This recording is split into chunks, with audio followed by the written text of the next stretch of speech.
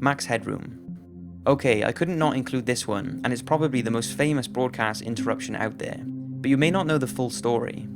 It started on the evening of November the 22nd, 1987, when two bizarre broadcast signal intrusions confused thousands of watchers. The first took place during a primetime newscast on WGN-TV in Chicago, when, as highlights of the Chicago Bears' victory over the Detroit Lions was being shown, the screen suddenly went black. Then, after a few seconds, a person wearing a Max Headroom mask appeared on screen. In the background was a sheet of moving corrugated metal, and the man started moving around and jumping, imitating effects used in the Max Headroom TV and film series. There was no vocals, just strange buzzing and pulsating sounds. The broadcast was abruptly stopped after engineers switched frequencies, leaving the bewildered sports presenter and thousands of viewers wondering what had just happened. Take a look.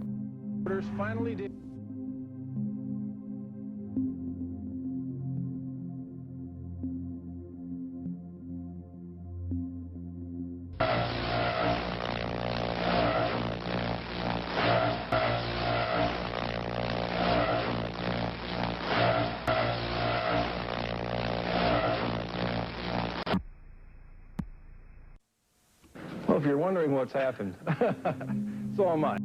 That was the first interruption. Then, almost bang on 2 hours later, an episode of Doctor Who that was being played on WTTW was first interrupted by static, and then none other than Max Headroom. This time though, he was more audible, mentioning WGN sportscaster Chuck Swirsky, moaning, laughing a series of random unrelated phrases, and holding a Pepsi can while saying, "Catch the wave," a reference to Coca-Cola's advertising campaign at the time.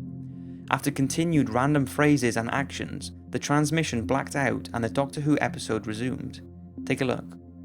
You talk often with the old ones of your tribe. That is the only way to learn. I'll get you a hot drink, miss. Why, some dry clothing. Because he's a freaking nerd. I think I'm gonna check Swirsky. Freaking nerd. Oh, Jesus.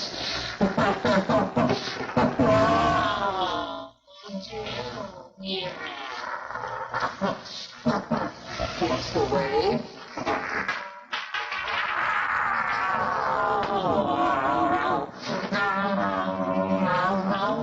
Your love is fading.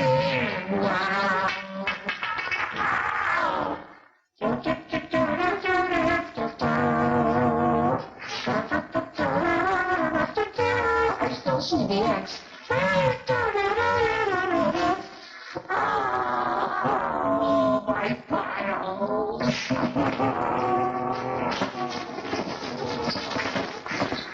Oh, I just made a giant masterpiece for all the greatest world newspaper nerds.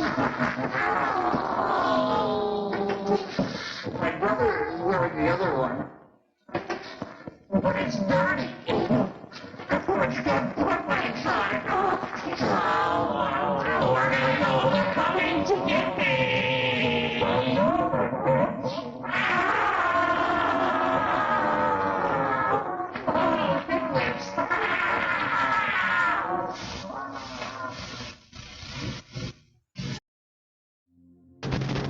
As far as I can tell, a massive electric shock.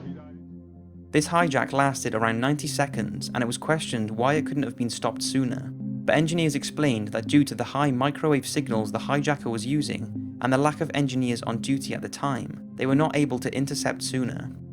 Broadcast experts have said that in order to have a signal strong enough to be able to intercept the shows like they did, they would have needed a very powerful rig, one costing around $25,000 at the time, and would have needed to be very close to the WTTW's antenna that was atop of the Sears Tower in downtown Chicago.